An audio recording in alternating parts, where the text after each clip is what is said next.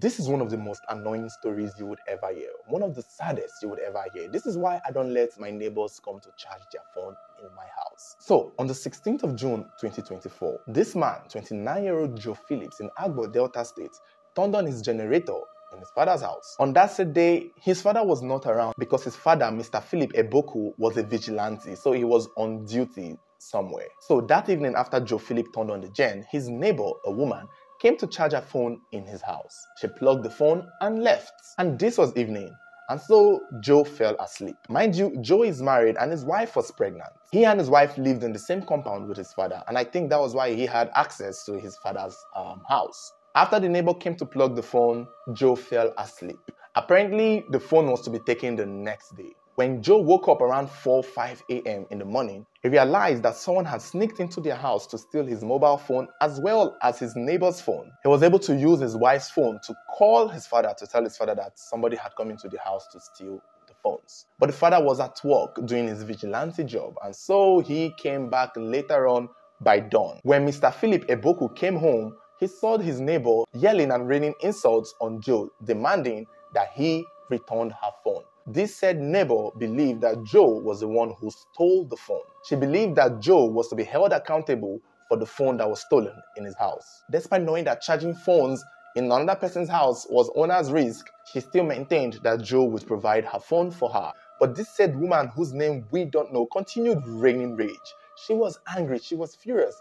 She created a whole scene, making sure that everybody was aware that Joe had stolen her phone. People were begging her. Everyone was trying to get her to calm down. They even told her to go to church, and that by the time she comes back, they would have maybe found who stole the phone and provided her her phone. But she refused. She was so adamant that Joe was responsible. The same guy that let you charge his phone in his house is who you are accusing of stealing your phone. Isn't that a little too obvious? The situation was so embarrassing that Joe even offered to replace this woman's phone. But the woman was specific that she needed that same phone and did not want a new one. This was clearly a troublemaker. Not only did she demand her exact mobile phone with all the detailed SIM card in it, she threatened that if she doesn't get it back, she was going to deal with Joe. And boy, did she deal with Joe. According to Joe's father, Mr. Philip Eboku, the lady went to report to one of her boyfriends, who was also a vigilante, but not for the same unit as that of Joe's father. So that day, it was said Joe went to church. Believably, it was on Sunday, and by the time he got back, he saw a group of vigilante men waiting for him. He, along with his father, were both bundled up, arrested, and taken to the Anyoma Security Watch Network, where this said group of vigilante men promised to deal with them. Mr. Philip Eboku tried to reason with these vigilante men, even telling them that he too was a vigilante, but they seized his ID card, seized his mobile phone, took him along with his son, and beat them both together when they got to the vigilante cell there. This vigilante group took their job seriously. They were intervening for this said woman, asking Joe and his father where this woman's Nokia Torchlight phone was. And when they kept telling these people that somebody else had come into the house to steal the phone, these vigilante men did not want to take it for an answer. Clearly, the leader of this vigilante group wanted to impress this woman so bad that he continued beating Joe and his father. Joe was beaten to the point that he stopped breathing. It could have been that he fainted or he passed out. However, when they realized that he wasn't responsive, they ran away and left Joe and his father wherever they had kept them. Before Joe could get the help that he needed, he was pronounced dead. And soon, the death of Joe began to spread.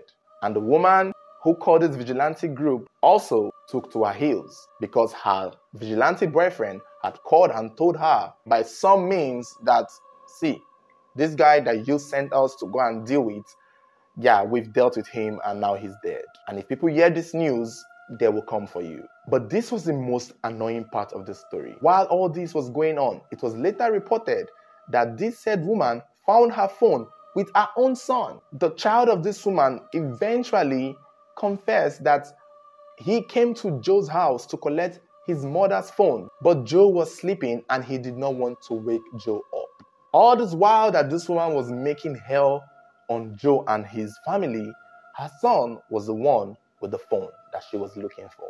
And most likely the one with Joe's phone too, if we are going to talk about it. Or maybe Joe panicked, realizing that this woman's phone was no longer there and somebody might have stolen it, and decided to also maybe hide his own too, so that it looked like his own was also missing. But it could also be that this woman's son not only took his mother's phone, but also took Joe's phone. And when people heard that Joe had been beaten and killed for nothing, a group of community boys in Agbo became enraged. The office of the vigilante group that killed him was attacked and burnt down. Even the house of the neighbor who accused Joe wrongly was ransacked, to the point that her neighbors also ran away. And at the time of hearing about this story, it was said that Joe's body had been, taken to the mortuary. We are hoping that justice is served. For me, I don't think too much about the vigilante men. I hope they are found and brought to book because they did the killing directly. But you see, the woman who accused Joe wrongly, now that is going to be true justice for me. I don't know how or what she can be charged with. Obviously, she did not kill Joe.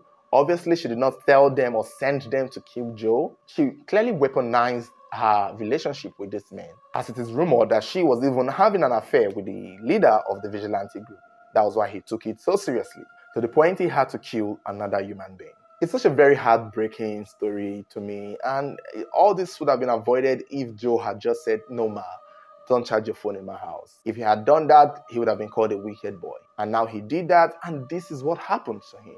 Meanwhile, his wife is pregnant, expecting a child, but he's no longer there to see himself become a father. And that child will grow up without a father because one woman out there thought her Nokia Torchlight phone was worth the life of a 29-year-old man. Seriously, guys, a Nokia Torchlight phone. I mean, it would make no difference if it was an iPhone, though. It would still be as horrible as it is. But then again, we will understand why she's enraged, or why she's angry, or why she's doing too much. But to do all that for a Nokia Torchlight phone, for a Techno phone, even for an iPhone, it wasn't worth it. It just wasn't worth it. And I hope she's found and brought to book. But you guys let me know your thoughts. Let me know what you think about the story. And don't forget to turn on your notification button so when there's an update on this story, I'll be happy to update you.